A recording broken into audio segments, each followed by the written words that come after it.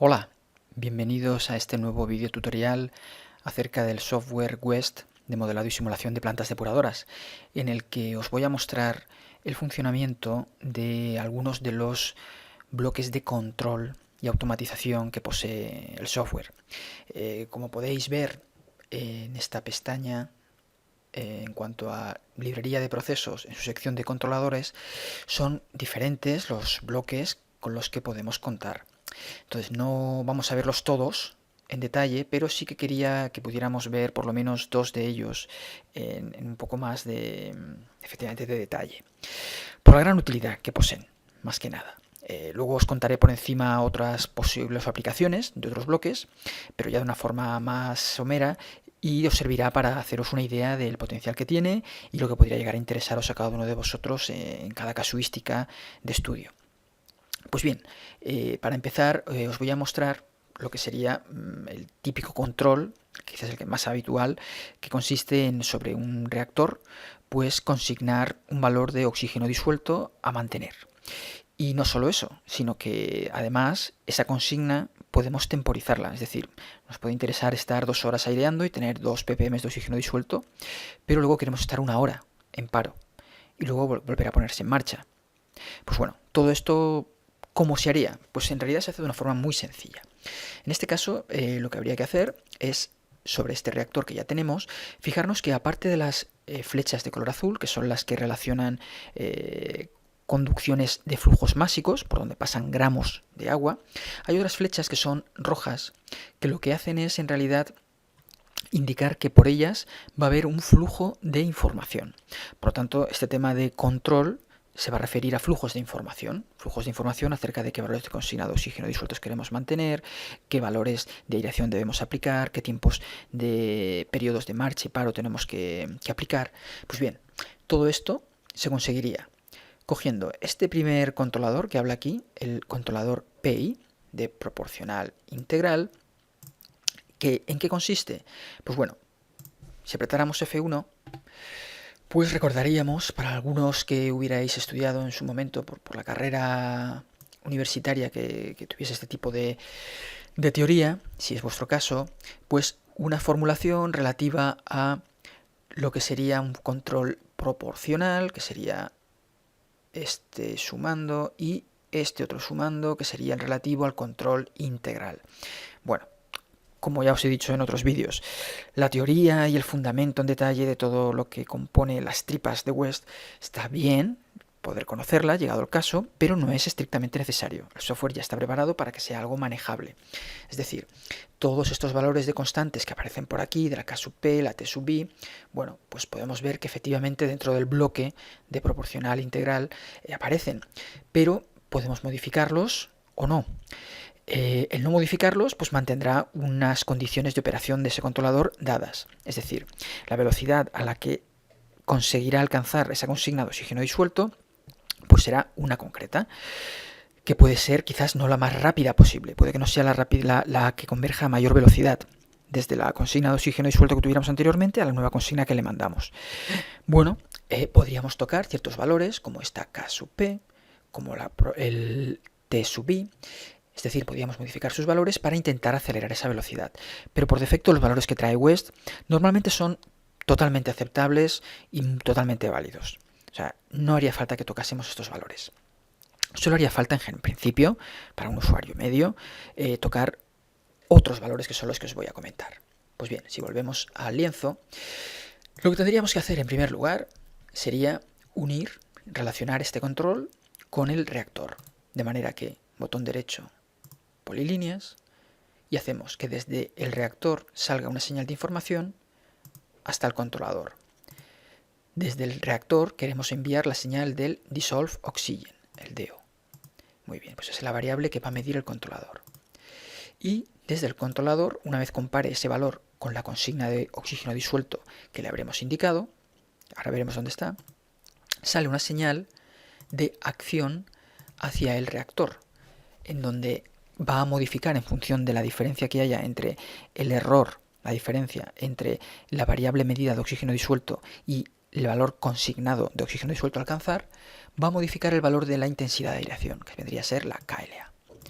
Bien, pues esto que os he comentado, ¿en qué se refleja?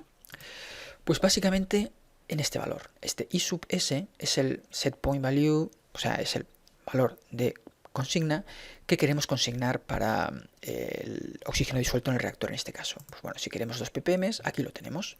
Que queremos 1,5, pues pondríamos 1,5. Estos valores de K sub P, T sub I sub 0 eran los valores que aparecían en la ecuación que rige el comportamiento de este control proporcional integral, que en principio lo podéis dejar sin mover. Y este valor de U sub máximo, U sub mínimo, lo que viene a decir es entre qué valores máximos y mínimos, en este caso de la KLA, que es el valor sobre el que va a modificar su valor en el reactor para alcanzar el valor de oxígeno disuelto consignado de 1,5, entre qué valores máximos y mínimos se ha de mover. En este caso, por defecto, dice que se puede mover como máximo entre 0 y 1000.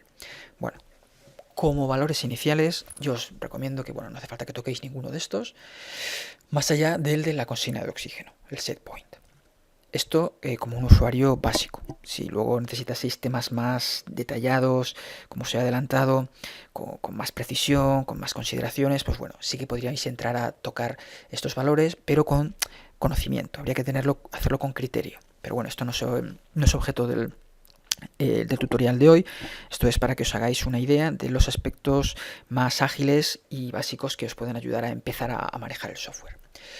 Bien, pues hasta aquí tendríamos lo que es un control de mantener una consigna de oxígeno disuelto. Pero ¿cómo la podríamos temporizar? Pues bueno, esto consiste en poner un control en cascada, es decir, sobre un controlador instalar otro controlador. De manera que si vamos a este otro, que se denomina timer, pues este puede comandar a su vez al controlador proporcional integral. Es decir, si volvemos a unir estas señales de información, vemos que desde el controlador temporizador podemos controlar cualquiera de estos parámetros operacionales del controlador. ¿Cuál es el que nos va a interesar? Nos va a interesar el de la consigna de aireación. ¿Por qué? Porque de esta forma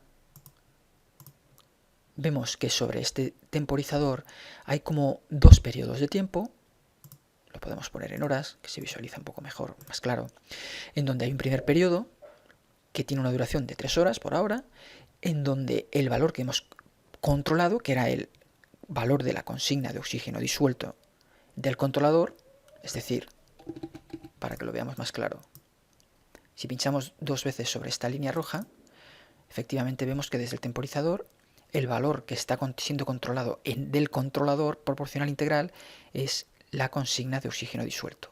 Vale, pues de esta forma ese valor de consigna de oxígeno disuelto queremos que durante 3 horas sea de 2 ppm.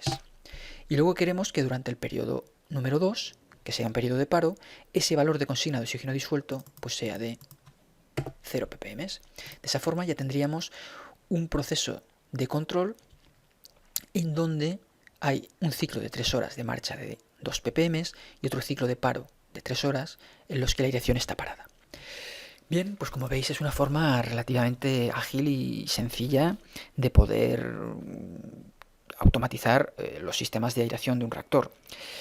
Esto en un caso concreto que os he enseñado de solo control de la aireación, pero existen otros diferentes controladores con otras diferentes aplicaciones y muy variables. En este caso os voy a mostrar someramente algunas otras aplicaciones, no voy a entrar en el detalle de cómo se haría, pero en esencia es lo que os he mostrado. Es indagar un poquito en estos nuevos otros controladores que os puedo enseñar, pero el funcionamiento es en esencia lo que os acabo de mostrar.